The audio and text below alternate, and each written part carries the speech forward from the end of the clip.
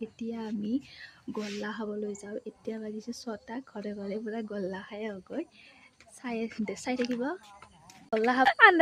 গল্লা খাবা আহিছে। ৰিজাল্টৰ কিন্তু লাজতে মৰছি। মোৰো অৱশ্যে লাজ লাগছে। কোনোদিনো নাহা মানুহ সেই সিমূৰৰ পৰা ইমূৰত গ'লে গল্লা খাবা আহিছোঁ আমি। ঘৰ আহি পালোঁ।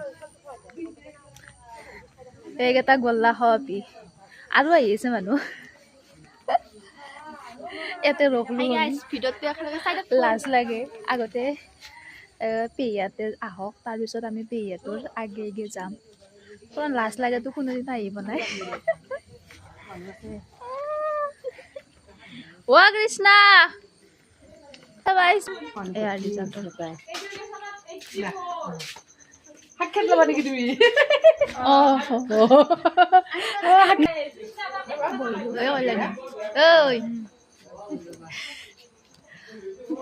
ইয়াত আমি গল্লা খাবলৈ আহিছোঁ। গল্লা এই আমাৰ ৰিজাল্টৰ ষ্টুডেণ্ট। হাই, কেনেকুৱা হ'ল ৰিজাল্ট? মই আকৌ এই পুৰা হাই ফাই ৰিজাল্ট হৈছে। আমাৰ গাঁৱত 88% ডিষ্টিংশ্যনে পাইছে।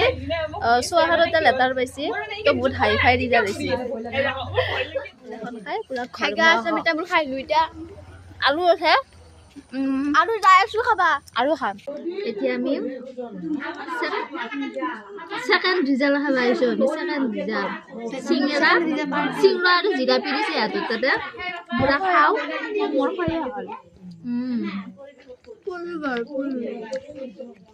পুৰা ৰিজাল্ট খাই আছো। খাবা নহ'লে ঘৰতো নিম।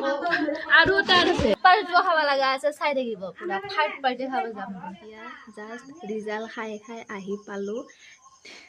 2টা পাৰ্টিয়ে খালোঁ মাত্ৰ। কাৰণ কালি মোৰ এক্সাম আছে।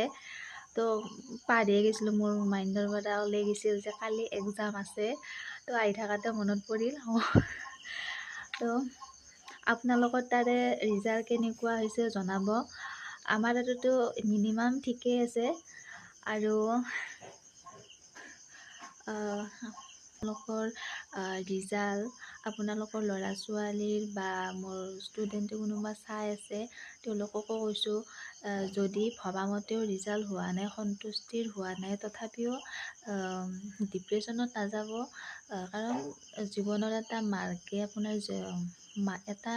মাৰ্কে আপোনাৰ জীৱনটো গোটেই জীৱনটোতো নিৰ্ধাৰণ নকৰে ন।